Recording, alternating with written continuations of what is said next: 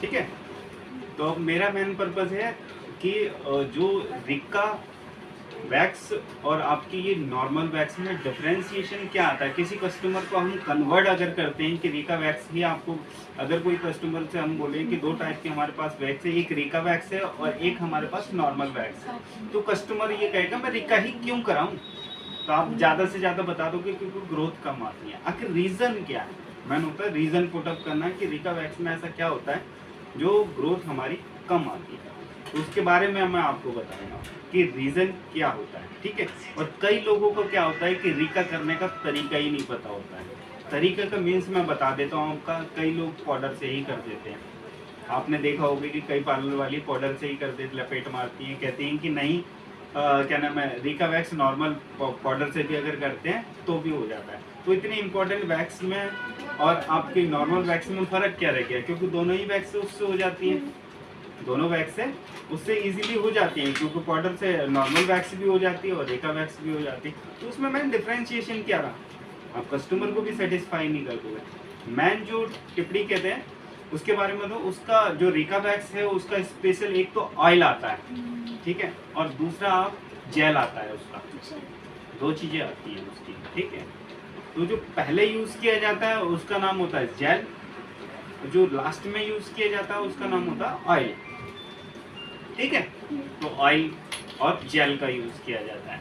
अब ऑयल का main purpose क्या होता है यूज़ करने का, रिका वैक्स कहीं कहीं पर रह जाती है तो छूटती नहीं है जल्दी से, तो उसको बस रिमूव करने का, और प्लस में उसमें एक ऐसे इंग्रेडिएंट पड़े होते हैं जो आफ्टर वैक्सिंग करने के बाद, ठीक है, जब हम उसका ऑयल का जरा थोड़ा सा स्प्रे करते हैं तो उसमें शाइनिंग आती है अच्छी, ठीक है। प्रॉपर तरीके से देखें तो ये चीज़ होती है उसमें, ठीक है, पहला।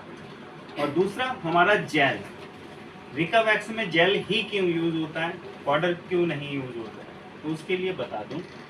अगर माइक्रोस्कोप से अगर देखा जाए तो जेल में और आपके पाउडर में डिफरेंशिएशन एक सिंपल सा रीज़न होता है कि अगर हम जेल यूज़ करते हैं तो उसमें एक जो लेयर बनती है, अगर हमने स्किन पे अगर नॉर्मली हमने जेल का यूज़ करा, तो जब स्किन पे हम जेल का यूज़ करते हैं तो उसमें जो लेयर बनती है, लेयर तो बनती है ना स्किन पे, अगर हमने जेल लगा दिया तो जेल की एक लेयर बन गई, ठीक है। जब जेल की लेयर बनती है उसके बाद हम क्या नाम है, जब जेल की लेयर बनती है फिर उसमें क्या होता है कि लेयर बिल्कुल थिन होती है, थिन, थिन का मतलब समझ रहे हो ना, बिल्कुल पतली होती है, ठीक है, पतली लेयर होती है। और जब हम उसके ऊपर वैक्स लगाते हैं, ठीक है, तो प्रॉपर तरीके से वैक्स इजीली लग जाती है। और हम कह रहे हैं, जो हम कहना चाह रहे हैं कि जड़ों से वैक्स निकल, मतलब कि जड़ों, हेयर जो है वो जड़ों से निकल जाते हैं। उसका रीज़न ये है कि जब हम वैक्स लगाते हैं तो जड़ों से ही पिकअप करती है वैक्स। किससे करती है, जड़ों से ही पिकअप करती है। जब पिकअप करती है, जब हम पट्टी को, स्ट्रिप्स को जब रिमूव करते हैं तो वो इजीली जड़ से उखड़ती है वैक्स, ठीक है। सबसे बड़ा मेन रीज़न ये होता है। डेफिनेशन अगर बताएं कि जड़ से निकलती है तो वो मेन रीज़न यही होता है कि उसकी पिकअप, जो पकड़ने की जो क्वालिटी होती है वो A1 हो जाती है रिका वैक्स की, इसलिए प्रॉपर तरीके से उखड़ती है और जड़ों से निकलती है। और दूसरा, जड़ों से जब कोई चीज़ निकलती है तो हेयर आने के चांसेस बहुत कम हो जाते हैं। जो आपके 15 दिन पहले आने थे वो आपके 20 दिन बाद आएंगे बाद, ठीक है।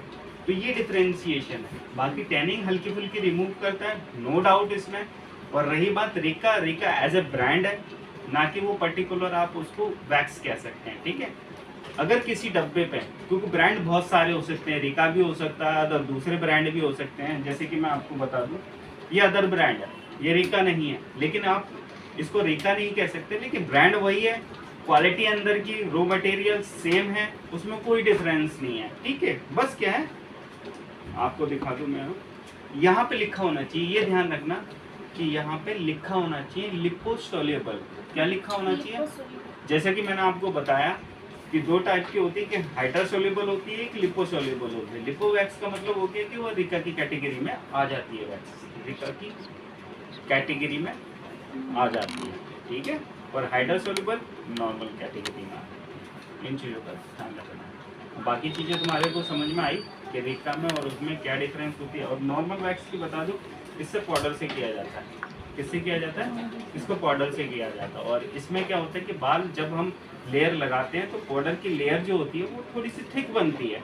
पाउडर की लेयर जो बनती है, ठीक है, वो थिक बनती है। थिक के कारण क्या होता है, थिक के वजह से क्या होता है, जब हम उस पर लगाते हैं और ये वैक्स इतनी लिक्विड हो जाती है, जब हीट करते हैं तो ये वैक्स इतनी लिक्विड हो जाती है तो वो माइल्ड हो जाती है ज़्यादा। जब हम लगाते हैं तो कई जगह नहीं लग पाती है और कई जगह लग पाती है, ठीक है। तो उसके कारण जब हम स्ट्रिप से निकालते हैं तो कई जगह वैक्स क्या होती है, वो निकल जा हेयर जो है निकल जाते हैं और कई जगह नहीं निकल पाते हैं। तो इसके लिए अगेन हमें इसको प्रोसेस दोबारा करना पड़ता है। तो ये डिफरेंस। और इसमें क्या होता है, लिपोसोल्यूबल वैक्स में क्या होता है कि अगर जहाँ पे भी हमने एक वैक्स लगाई और प्रॉपर तरीके से एक लेयर जब हम लगाते हैं तो प्रॉपर तरीके से सभी जगह इक्वल लगती है, उसमें एक थिक लेयर लगती है। जब थिक लेयर लगती है और उससे जब हम स्ट्रिप से हटाते हैं वो प्रॉपर तरीके से हेयर को रिमूव कर देती है। इसीलिए हम दोबारा इसको स्ट्रिप लगाने की रिक्वायरमेंट खत्म ही हो जाती है हमारे, एक ही बार में बालों को रिमूव कर देती है। तो बस ये दो डेफिनेशन है, ठीक है।